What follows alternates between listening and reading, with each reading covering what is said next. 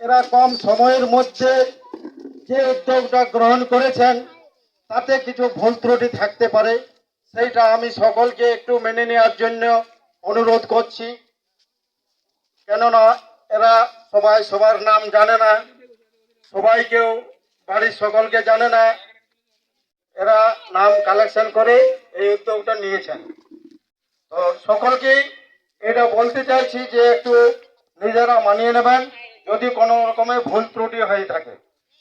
আর এই প্রজাতন্ত্র উপলক্ষে যে এই ঐক্যমঞ্চের ছেলেরা এত বড় উদ্যোগ নিয়েছেন, যাতে এটা বছর পর বছর হয়, এই শুভকামনা করে আমার এই ক্ষুদ্র বক্তব্য আমি এখানেই শেষ করছি।